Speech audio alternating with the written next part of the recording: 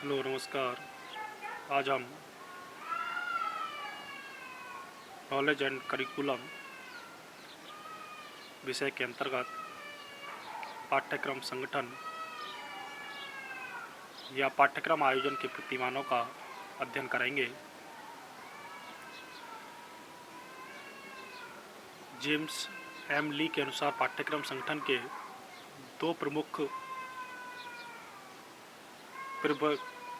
विकल्प बताए हैं। सबसे पहला है अंशों में विभाजित विकल्प और दूसरा है एकीकृत विकल्प।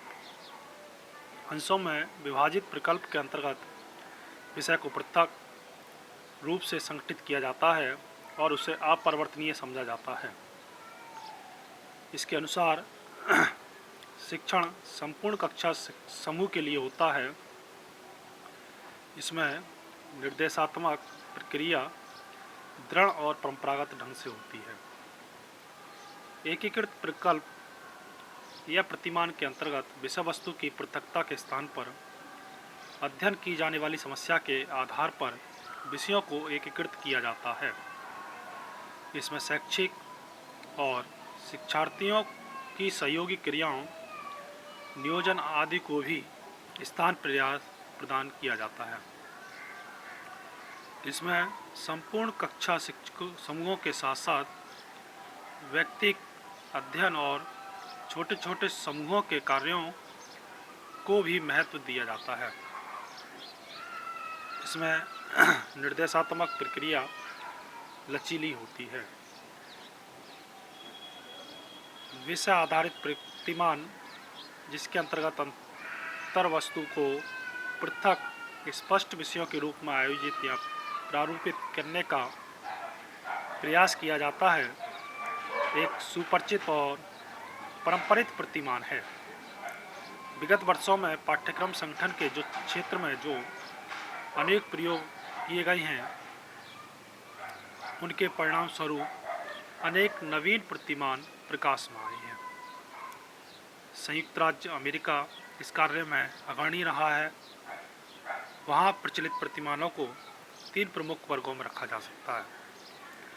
पाठ्यक्रम के सामान्य प्रतिमान, पाठ्यक्रम के विशिष्ट प्रतिमान, पाठ्यक्रम का तृतीय प्रतिमान या छात्र क्रिया, जिसमें सबसे पहला पाठ्यक्रम के सामान्य प्रतिमान, जनरल पैटर्न ऑफ करिकुलम। इन्हें सामान्य पाठ्यक्रम कहा जाता है। इसके अंतर्गत वे विषय वस्तु या वे विषय समूह और अन्य अधिगम क्रियाएं सम्मिलित की जाती हैं, जो सभी छात्र छात्राओं के लिए अनिवार्य होती हैं और जिनका उद्देश्य उन्हें उत्तम नागरिक बनाना होता है। अमेरिका में इस प्रकार के पाठ्यक्रम की घोषणा के समय प्राचीन विश्व प्रणाली से आगे एक प्रगतिशील कदम के रूप में की गई थी। दूसरे नंबर पर पाठ्यक्रम के विशिष्ट प्रतिमान, स्पेसिफिक पैटर्न ऑफ करिकुलम।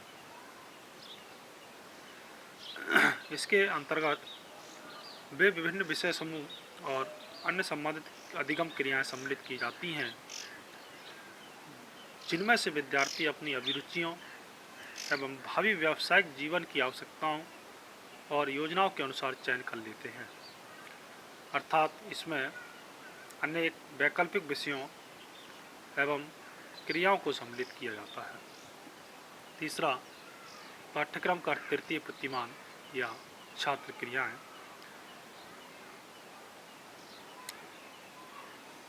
इसके अंतर्गत खेलकूद, सांस्कृतिक, साहित्यिक, सामाजिक और अन्य मनोरंजनात्मक क्रियाएं अथवा प्रवृत्तियां सम्मिलित हैं, जिनमें से कुछ का चयन विद्यार्थी अपनी रुचि अभियोग्यता के अनुसार कर लेते हैं।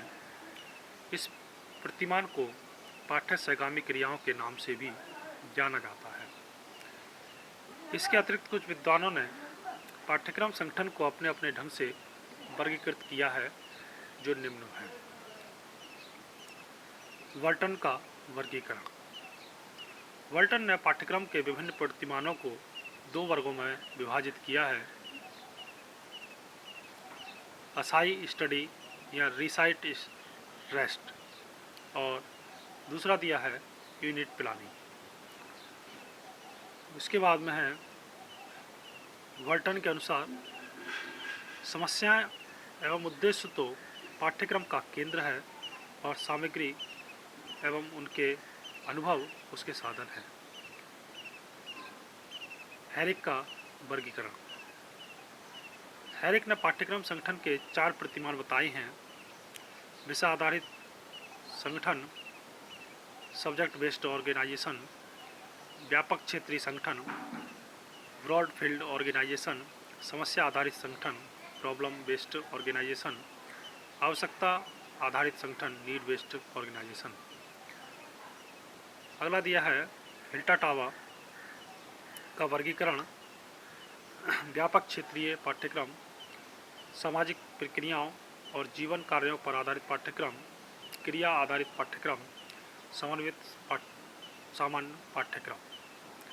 इसके बाद में है गुडलैक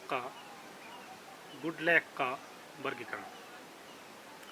गुडलैक प्रचलित पाठ्यक्रमों को 3 वर्गों में विभाजित करते हैं। उनकी दृष्टि में जब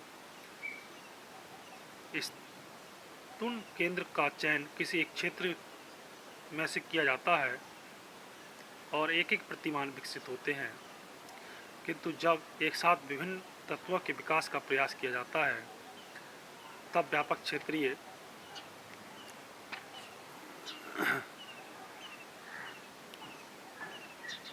और समन्वित प्रतिमान विकसित होते हैं। ये 3 वर्ग हैं: एक एक प्रतिमान, व्यापक क्षेत्रीय प्रतिमान और समन्वित प्रतिमान। अगला है स्मिथ, स्टेनली और सोर्स का वर्गीकरण।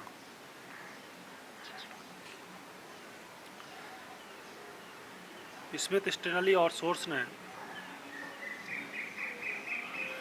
पाठ्यक्रम योजनाओं के सूक्ष्म विश्लेषक दृष्टि से पाठ्यक्रम के प्रमुख 3 प्रतिमान बताए हैं: विषयगत प्रतिमान, क्रियागत प्रतिमान, समन्वित प्रतिमान। नवीन प्रतिमान पूर्णता मुक्त पाठ्यक्रम। सबसे लचीले उपागम के रूप में इमर्जिंग करिकुलम अथवा पूर्णता मुक्त पाठ्यक्रम प्रकाश में आया है। इसकी कोई भी निश्चित संगठनात्मक संरचना नहीं होती है। मैकेंजी ने विभिन्न पाठ्यक्रमों का अध्ययन करने के बाद यह निष्कर्ष प्रस्तुत किया है कि उनमें मुख्य सैद्धांतिक भेद यह हैं कि कुछ लोग पाठ्यक्रम के संगठन का आधार छात्रों की अभिरुचियों, आवश्यकताओं एवं अनुभवों को मानते हैं, जबकि दूसरे लोग विषयगत संगठन का समर्थन करते हैं। उपयुक्त सभी पाठ्यक्रमों की अपनी अपनी विशेषताएं और सीमाएं हैं। आवश्यकता अनुसार किसी भी पाठ्यक्रम को अपनाया जा सकता है। तो ये थे आज पाठ्यक्रम संगठन या पाठ्यक्रम आयोजन के प्रतिमान। धन्यवाद।